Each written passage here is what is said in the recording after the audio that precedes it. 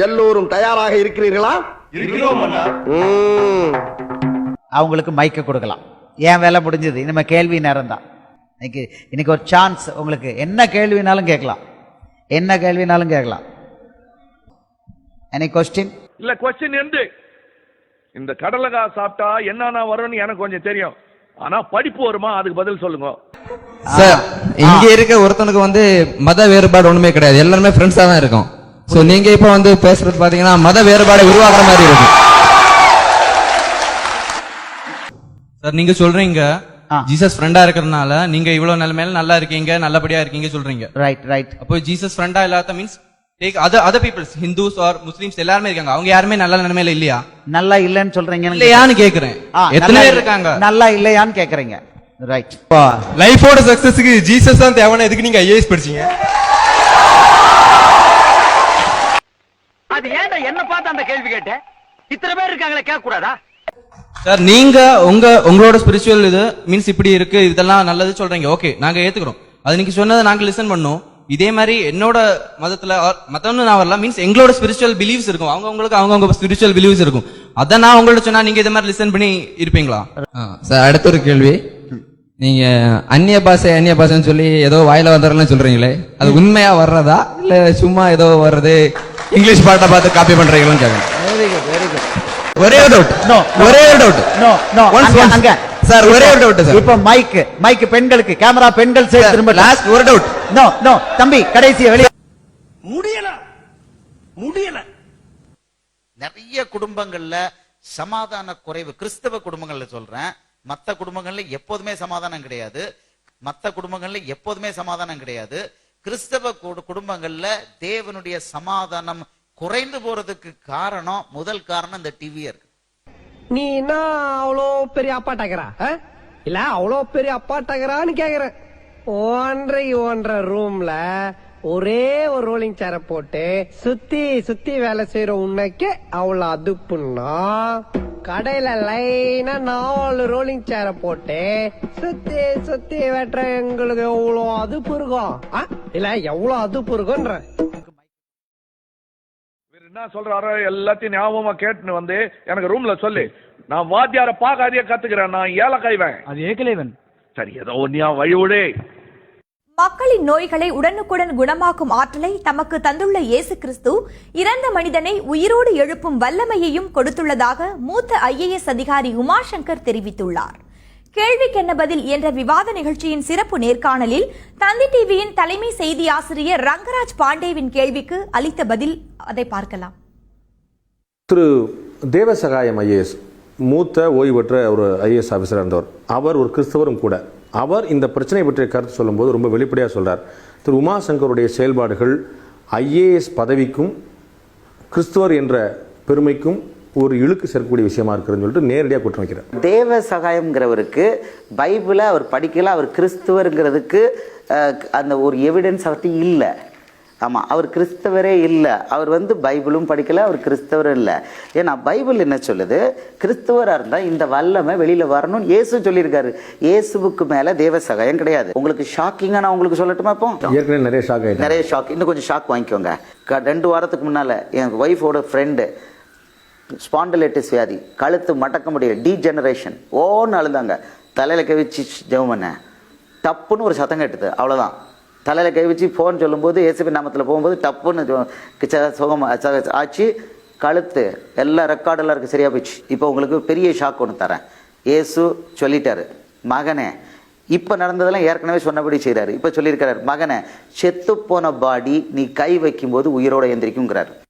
மாண்புமிகு உறுப்பினர் ஒரு சவால் விட்டிருக்கிறார். அவருக்கு பதில் சவால் நான் விடுகிறேன். மத பிரச்சாரம் செய்து வரும் IAS அதிகாரி உமாசங்கர் இறந்தவர்களை உயிர்ப்பிக்க வைத்தால் 1 கோடி ரூபாய் சன்மானம் தருவதாக தமிழ்நாடு தௌஹீத் ஜமாத் அறிவித்துள்ளது.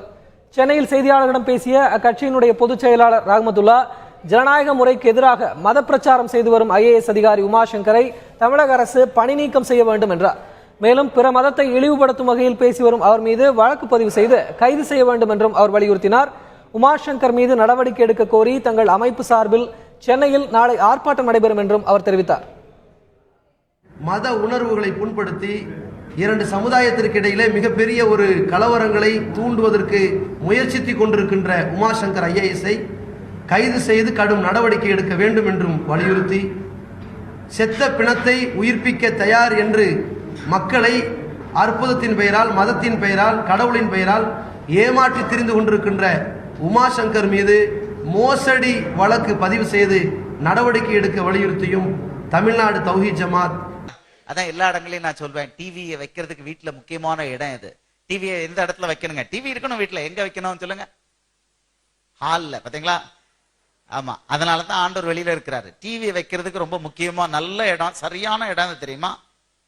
பாத்ரூம்.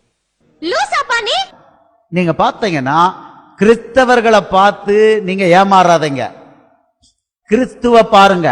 நான் கிறிஸ்துவ தான் உங்களுக்கு நண்பரா இன்ட்ரோடியூஸ் பண்ணி, கொஞ்சம் இருங்க, கிறிஸ்துவ தான் உங்களுக்கு நண்பரா இன்ட்ரோடியூஸ் பண்ணிருக்கேனே தவிர எந்த கிறிஸ்துவரையும் உங்களுக்கு நான் நண்பர்னு சொல்லல, எந்த கிறிஸ்து சபையும் உங்களுக்கு நண்பர்னு சொல்லல. ஏன்னா அநேக கிறிஸ்துவர்கள், அநேக கிறிஸ்துவ சபைகள் இன்னைக்கு உண்மையான கிறிஸ்தவர்கள் அல்ல, அங்க இயேசு கிடையாது. அதை பார்த்து ஏமாறாதீங்க. உண்மையான கிறிஸ்தவன் அவன் விவாகரத்துக்கு போவே மாட்டான். அது எழுதி நான் காமிச்சேன் எப்படின்னு. ஐயோ, நீ உண்மையிலேயே படிக்கிறியா இல்ல பேண்ட் சட்டை போட்டு ஊர சுத்துறியா? சின்ன கிராமம் போயிட்டு இருக்கேன் பிரசங்கம் பண்றதுக்கு. அங்க சின்ன ரோட்ல கல் எறிஞ்சாங்க, தொடர்ந்து கட்ட கட்ட கட்டன்னு 3-4 பேர் கல் எறிஞ்சாங்க ஜீப்ல. ஏசு என்ன பண்ணார் தெரியுமா? அந்த சாதாரண பொலிரோ ஜீப்பை புல்லட் ப்ரூஃப் ஜீப்பா மாதிரி ஆக்கிட்டார். கண்ணாடியில பட்ட கல்லு பூரா அப்படியே பின்னால திரும்பி போயிடுச்சு. ஒரு கல்லு கூட கண்ணாடியை உடைக்கல. கண்ணாடியில பட்ட கல்லு பூரா அப்படியே பின்னால திரும்பி போயிடுச்சு. ஒரு கல்லு கூட கண்ணாடியை உடைக்கல. கவனித்தீரா? எதை மன்னா? இவன் பாடிய துதியை கவனித்தீரா? இல்லை மன்னா. நீர் எதைத்தான் சரியாக கவனித்தீர்? எங்கே துதியை இன்னும் ஒருமுறை பாட. என் கார்ல கல் எறிஞ்சாங்க, கல் எரிஞ்சு கண்ணாடி உடைஞ்சு உள்ள வந்துச்சு. சில்லு கார்ல என் லேப்டாப் பூரா கண்ணாடி சில்லு விழுந்துருச்சு. பின்னால இருந்த ஒருத்தருக்கு கையில ஸ்கிராட்ச் காயம் விழுந்துருச்சு. பெரிய செங்கல் மாதிரி கல்லு உள்ள உடைச்சிட்டு வந்துட்டு டிரைவர் கண்ணாடியை உடைச்சி உள்ள வந்துருச்சு. பெரிய செங்கல் மாதிரி கல்லு உள்ள உடைச்சிட்டு வந்துட்டு டிரைவர் கண்ணாடியை உடைச்சி உள்ள வந்துருச்சு. நான் பேசுறது உனக்கு புரியுதாயா? புரியுதாயா? உனக்கு புரியுதாயா? கண்ணாடியில பட்ட கல்லு பூரா அப்படியே பின்னால திரும்பி போயிடுச்சு. ஒரு கல்லு கூட கண்ணாடியை உடைக்கல. பெரிய செங்கல் மாதிரி கல்லு உள்ள உடைச்சிட்டு வந்துட்டு டிரைவர் கண்ணாடியை உடைச்சி உள்ள வந்துருச்சு. எனக்கு நேர கண்ணாடியில தலையில இதுல கல் பட்டுச்சு. எனக்கு நேர இடது பக்கம் ஓங்கி 5 அடி தூரத்துல எரிஞ்சாங்க. ரொம்ப தூரம் இல்ல, இப்ப 5 அடி தூரத்துல எரிஞ்சாங்க. அப்படியே கண்ணாடியில பட்ட கல் அவ்வளவு பந்து மாதிரி திரும்பி போயிட்டு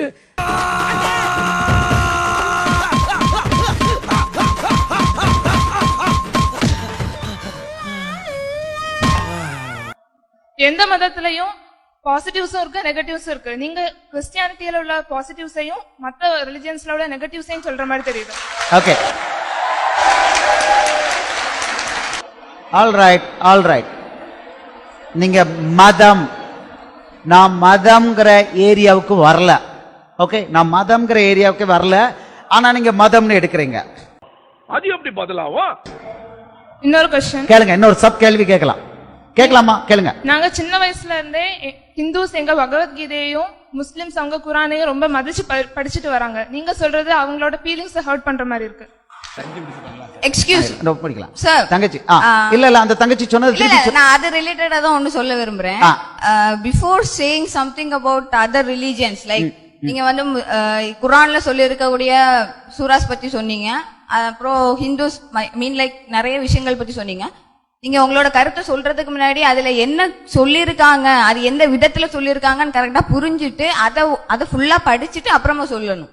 அப்படின்னா இந்த நம்ம நேஷன்ல இருக்கிற கரப்ஷனை ஒழிக்க உங்களோட ஒரு கட்டளை போதுமே, நீங்க ஏன் உங்க ஹையர் அத்தாரிட்டிஸோட ஆர்டரை கேட்டு டிரான்ஸ்பர் எல்லாம் வாங்கிட்டு போகணும்?